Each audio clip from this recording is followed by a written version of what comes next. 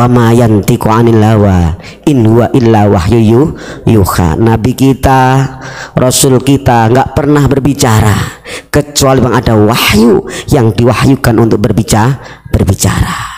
Itu yang perlu kita amati, yang perlu kita hati-hati, harus bisa ikut ambil langkah sebagai tuntunan uswatun hasanah.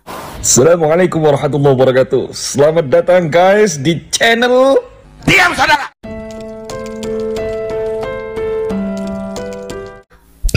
Jadi beliau menyampaikan di hadis tadi yang di Sahih Bukhari, inna min a'dhamil fira, sungguh di antara fitnah-fitnah dalam arti pendusta-pendusta yang berani dusta kepada Allah diseleksi, ada yang paling fundamental, ada yang paling besar, yaitu ayat da'iyar rajul ila ghairi abihi, berani-beraninya orang mengakui selain bapaknya. Jadi zaman Nabi itu sudah banyak, karena istimewanya Nabi ya wajarlah banyak yang ngaku.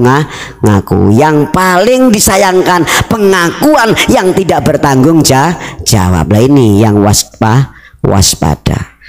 Imbas efek dari pengakuan ini nanti wayuria ainahu malam taro, pengakuan pandangan mata yang tidak pernah dilihat oleh mata, itu dia berani menyampaikan secara otomatis. Karena awal pengakuan, akhirnya mata pun, pandangannya pun menjadi pandangan yang menjadi pengakuan, berani mengaku. Bahkan kalau yuria diartikan mimpi, ya ini sering, bahwa berani kasih cara modus bahwa dia mimpi pernah melihat baginda Nabi Shallallahu Alaihi Wasallam. Nah, ini yang sering dibikin Ba'alawi, betul Pak? Para habaib, saya tadi malam mimpi oleh baginda Rasul. Yo, loh, ini efek akibat langkah setelah adanya pengakuan. Akhirnya timbul dusta lagi, berani tadi saya mimpi loh. Artinya yuria ainahu malam taro, menceritakan matanya mimpi padahal tidak pernah mimpi. Dusta gak dusta? Lanjutan itu dari hadis wa yaqula ala rasul malam yakul.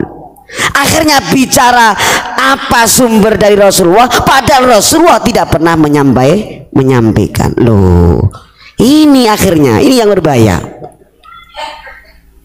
Kita sepakat dari Sabang sampai Merauke asli yang dipegang hanya satu, baginda Rasul Shallallahu Alaihi Wasallam, otomatis akan membawa kebenaran lintas agama. Kalau satu fundamental ini sudah dioper alih, jadi oper alih pandangan bahaya. Makanya beliau Nabi inna min a'dhamil firo ayat da'iya ila ghairi abi. Makanya dalam firman Allah Subhanahu wa taala, wa man adlamu mimman iftara 'ala Allahi kadziba. Adakah orang yang paling zalim, orang yang paling beraniaya dibandingkan orang yang berani bikin dusta kepada Allah Subhanahu wa taala? Nah, ini termasuk firman-firman sabda Nabi Muhammad Shallallahu Alaihi Wasallam. Hadis menafsirkan, menjelaskan Al-Quran, bahaya rawan. Berarti kalau ada Ken Yahud, kalau ada Zionis mengaku duriah Nabi, bahaya. Itu orang yang paling dolim, gak ada duanya. Waman adlamu mimman iftara 'alallahi kadziba, nggak ada yang paling dolim daripada orang yang berani dusta terang-terangan kepada Allah Subhanahu wa taala. Yaitu namanya orang yang berani menghapus nilai-nilai Pancasila, satu ketuhanan yang Maha Esa. Bahaya Latin.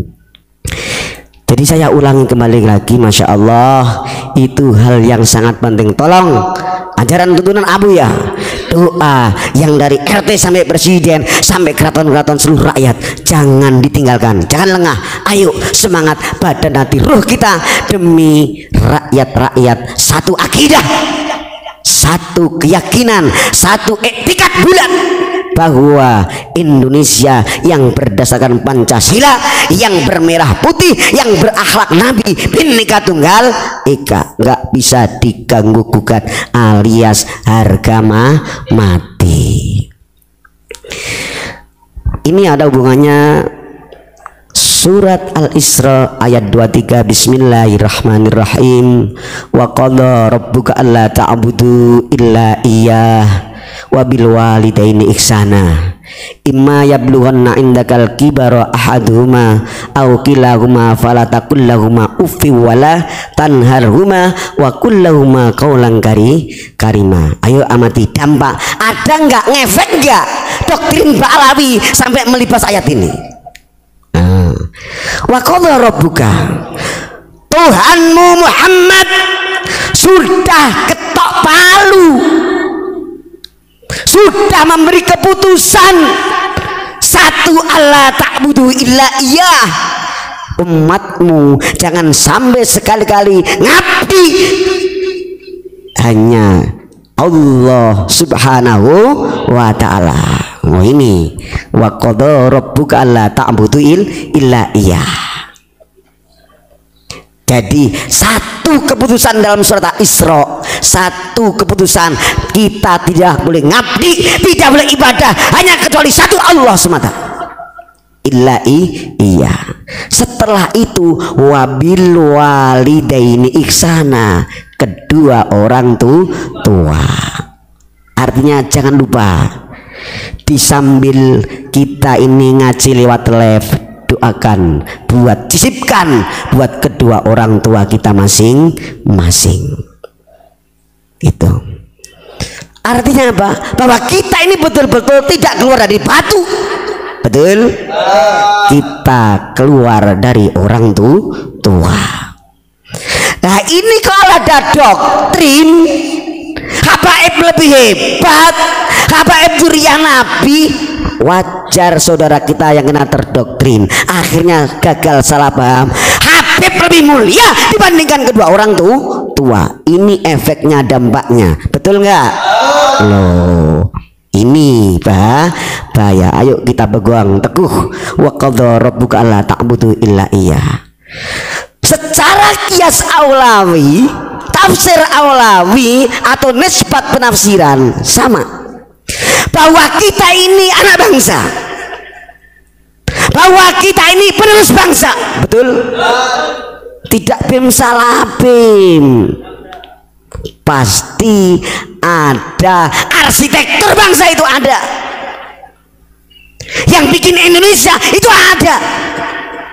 Tidak bim salah bim, tahu-tahu kita jadi hebat menjadi anak bangsa. Loh, nanti dulu nggak jauh beda bahwa kita ini juga lahir dari kedua orang tua. Kalau ada orang sampai melupakan kedua orang tua dengan doktrin mereka yang paling hebat, gara-gara mereka yang paling hebat, gara-gara mereka yang mengaku zuriyah Nabi, saudara kita ini banyak yang kena doktrin alias gagal paham. Buktinya mereka berani jadi salesnya perhabaib, betul? Nomor 2 kan orang tua, di nomor 1 kan zuriyah al-khabaib, padahal sampai ngeluarin duit. Berbahaya. Ini banyak saksi di mana-mana sudah pada tahu, nggak asing bahwa para khabaib betul-betul penipuan, bahkan ada salesnya. Nah, makanya betul baginda Nabi, qad shadaqallahu wa rasuluh, betul-betul apa yang disampaikan Rasul itu betul. Di zaman era Nabi sudah wanti-wanti, awas jangan sampai jual beli nasab. Dari ayat ini dan hadis-hadis ini ada sosok santrinya madzhab Imam Hanafi, ya Gus, yaitu Ibnu Taimiyah, ya. Ibnu Taimiyah, Syekhul Islam, guru besar Islam, ini termasuk mazhab Hanafi, hingga bisa menyimpulkan bahwa Islam atau agama ini kalau disaring, difilter hanya 2 poin: 1 istighfar, 2 Muhammad. Loh, ini pentingnya kita bahas dunia ini. Sekali oper alih, Muhammad tertutup, Muhammad terkubur, betul? Akhirnya belok menjadi Yahudi. Lah ini pentingnya. Cuman kalau garis miringnya kalau di sekarang NKRI berubah menjadi NKRB. Naudzubillah min dzalik.